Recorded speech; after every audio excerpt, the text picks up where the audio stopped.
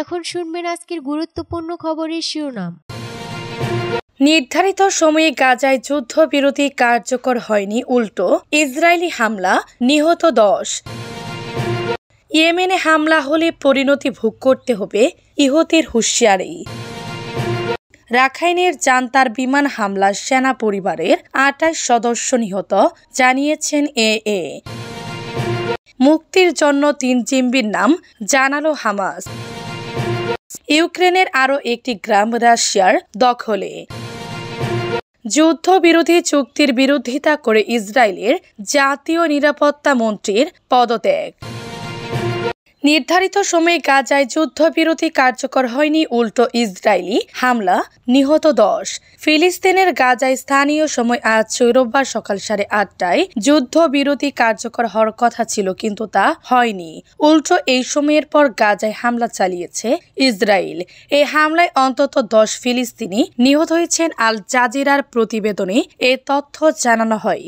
গাজার বেসামরিক প্রতিরক্ষা সংস্থার বরাত দিয়ে আল জাজিরার লাইভে বলা হয়, উত্তর গাজা ইসরায়েলি হামলায় নিহত হয়েছেন 3 জন। গাজা সিটিতে নিহত হয়েছেন 6 জন, রাফায় নিহত হয়েছেন 1 জন। এছাড়া আজকের এই ইসরায়েলি হামলায় 25 জনের বেশি ফিলিস্তিনি আহত হয়েছেন। ইসরায়েলি জিম্মিদের তালিকা দেয়নি হামাস, এ অজুহাত তুলে যুদ্ধবিরতি কার্যকর বিলম্বিত করেছে ইসরায়েল। ইসরায়েলি সামরিক বাহিনীর মুখপাত্র ড্যানিয়েল হাগারি আজ বলেছেন, ইসরায়েল ও হামাসের মধ্যকার যুদ্ধবিরতির বাস্তবায়ন কার্যকর বিলম্বিত করা হচ্ছে, কারণ যুদ্ধবিরতির প্রথম দিনে যেসব ইসরায়েলি জিম্মিকে মুক্তি দেওয়া হবে তাদের তালিকা ইসরায়েলের কাছে পাঠানোর বাধ্যবাধকতা হামাস পালন করেনি। যুদ্ধবিরতি কার্যকরের নির্ধারিত সময়, স্থানীয় সময় আজ রোববার সকাল 8:30 পেরিয়ে গেছে।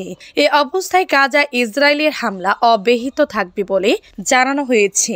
আজ টেলিভিশনে দেয়া এক ভাষণে হাগারি বলেন, রাজনৈতিক পর্যায়ে সরকার থেকে ইসরায়েলি সামরিক বাহিনীকে যুদ্ধবিরতি চুক্তি কার্যকর বিলম্বিত করার নির্দেশ দেওয়া হয়েছে। ইয়েমেনে হামলা হলে পরিণতি ভোগ করতে হবে, ইহুতিদের হুঁশিয়ারি। ইরান সমর্থিত ইয়েমেনের ইহুতি বিদ্রোহীরা লোহিত সাগর অঞ্চলে অবস্থানরত শত্রু বাহিনীকে সতর্ক করেছে। তারা জানিয়েছে, গাজার আসন্ন যুদ্ধবিরতির সময় ইয়েমেনে কোনো ধরনের হামলা হলে এর গুরুতর পরিণতি হবে।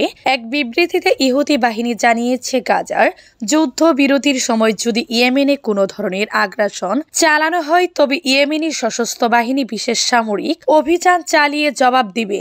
এতে কোনো সীমা বা লাল লাইন মানা হবে না। ইহুতি বাহিনী আরো বলেছে, যুদ্ধবিরতির সুযোগ নিয়ে ইয়েমেনে হামলা চালানো হলে তারা কঠোর সামরিক পদক্ষেপ নেবে। এই অভিযান আক্রমণকারী বাহিনীকে টার্গেট করা হবে এবং প্রতিক্রিয়া হবে সীমাহীন। গাজার যুদ্ধবিরতির সময় ইয়েমেন এবং লোহিত সাগর অঞ্চলে এমন হুমকি মধ্যপ্রাচ্যের উত্তেজনাপূর্ণ পরিস্থিতি আরো জটিল করে তুলতে পারে। ইহুতিদের এই হুঁশিয়ারি আন্তর্জাতিক মহলে নজর কেড়েছে। রাখাইনে জান্তার বিমান হামলা, সেনা পরিবারের 28 সদস্য নিহত, জানিয়েছেন এএ। মায়ানমারের রাখাইন রাজ্যের পশ্চিম অঞ্চলে সামরিক জান্তার বিমান হামলায় 28 জন নিহত ও 25 জন আহত হয়েছেন। নিহতদের মধ্যে শিশুরা রয়েছে। একটি জাতিগত সংখ্যালঘু সশস্ত্র গোষ্ঠী রবিবার এ তথ্য জানিয়েছে। আরাকান আর্মি এএ জানিয়েছে, স্থানীয় সময় শনিবার বিকেল 4:45 রাখাইনের মাউখড টাউনশিপে একটি অস্থায়ী আটক কেন্দ্রে এই হামলা চালানো হয়। এই কেন্দ্রে জান্তা সেনাদের পরিবারের সদস্যদের আটক রাখা হয়েছিল। আরাকান আর্মি তাদের টেলিগ্রাম চ্যানেলে বলেছে, যারা নিহত ও আহত হয়েছে তারা মায়ানমারের সেনাবাহিনীর সদস্যদের পরিবার। সংঘর্ষ চলাকালে আমরা তাদের আটক করেছিলাম। আমরা তাদের মুক্তি দেওয়ার প্রস্তুতি নিচ্ছিলাম, তখনই এ বিমান হামলা চালানো হলো। গোষ্ঠীটি আরো জানিয়েছে, নিহতদের মধ্যে 9টি শিশু রয়েছে, যাদের মধ্যে একটি ছেলের বয়স 2 বছর। নিহতদের বাকি সবাই নারী। টেলিগ্রাম চ্যানেলে পোস্ট করা হামলা স্থলের ছবিতে দেখা যায় মৃতদেহগুলো সাদা চাদরে ঢাকা অবস্থায় ঘাসের উপর সারিবদ্ধভাবে রাখা হয়েছে। নিহতদের স্বজনদের শোকার্ত অবস্থায় পাশে দাঁড়িয়ে থাকতে দেখা গেছে। এএফপি জান্তা সরকারের সঙ্গে যোগাযোগ করার চেষ্টা করলেও এ বিষয়ে কোনো প্রতিক্রিয়া পাওয়া যায়নি। মুক্তির জন্য 3 জিম্মির নাম জানালো হামাস। যুদ্ধবিরতি চুক্তির শর্ত মেনে মুক্তি দেওয়ার জন্য সম্ভব জিম্মিদের নামের তালিকা প্রকাশ করতে কারিগরি সমস্যার কথা জানিয়েছেন হামাস। অবশেষে সংগঠনটির পক্ষ থেকে মুক্তি দেওয়া হবে এমন 3 জন জিম্মির নাম জানানো হয়েছে। হামাসের সশস্ত্র শাখা কাসিম ব্রিগেডের মুখপাত্র আবু উবাইদা বলেন, জিম্মি মুক্তির চুক্তির শর্ত অনুযায়ী আমরা আজ 3 জনকে মুক্তি দেওয়ার জন্য নির্ধারণ করেছি। তারা হলেন রুমি গুনেন 24, স্টেইন ব্রিচার 31। টেলিগ্রাম পোস্টে আজ রোববার হামাসের ওই মুখপাত্র জানান, এই উদ্যোগ কয়েক ঘন্টা ধরে আটকে থাকা যুদ্ধবিরতি চুক্তি কার্যকরের পথ খুলে দিবে। ফিলিস্তিনের গাজায় স্থানীয় সময় আজ রোববার সকাল 8:30টায় যুদ্ধবিরতি কার্যকর হওয়ার কথা ছিল, কিন্তু তা হয়নি। ইসরায়েলি জিম্মিদের তালিকা দেয়নি হামাস। এই কারণ দেখিয়ে যুদ্ধবিরতি কার্যকর বিলম্বিত করেছে ইসরায়েল। উল্টো এই সময়ের পর গাজায় হামলা চালিয়েছে ইসরায়েল। হামলায় অন্তত 10 ফিলিস্তিনি নিহত হয়েছেন। এছাড়া আজকের হামলায় 25 জনের বেশি ফিলিস্তিনি আহত হয়েছেন। ইউক্রেনের আরও একটি গ্রাম রাশিয়ার দখলে। রাশিয়ার সেনারা ইউক্রেনের আরেকটি গ্রাম দখল করেছেন। দেশটির পূর্ব দিকের দনেস্ক অঞ্চলে দখল করা গ্রামটির নাম ভুজত ব্রিজেমকা। রাশিয়ার প্রতিরক্ষা মন্ত্রণালয়ের বরাতে আজ রোববার দেশটির সংবাদ সংস্থা ইন্টারফ্যাক্স এই খবর জানিয়েছে।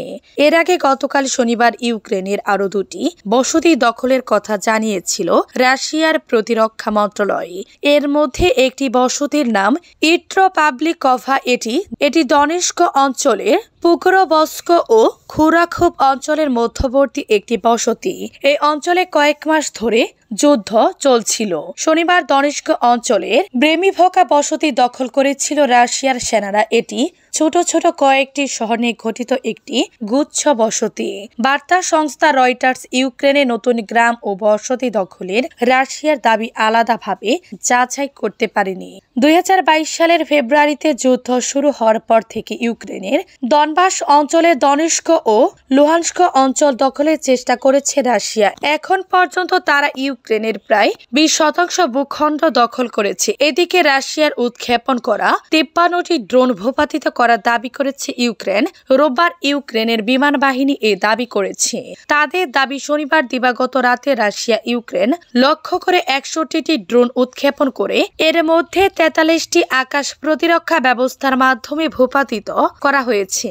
যুদ্ধবিরতি চুক্তির বিরোধিতা করে ইসরায়েলের জাতীয় নিরাপত্তা মন্ত্রীর পদত্যাগ। ফিলিস্তিনের গাজায় যুদ্ধবিরতি চুক্তির বিরোধিতা করে ইসরায়েলের কঠোর ডানপন্থী জাতীয় নিরাপত্তা বিষয়ক মন্ত্রী ইতামার বেন-গাভির পদত্যাগ করেছেন। ইতামার ইসরায়েলের কঠোর জাতীয়তাবাদী ধর্মীয় দল জিউস পাওয়ার পার্টি নেতা। ইতামার দলের 2 সদস্য ইসরায়েলি প্রধানমন্ত্রী বেনিয়ামিন নেতানিয়াহুর সরকারের মন্ত্রিসভা থেকে পদত্যাগ করেছেন।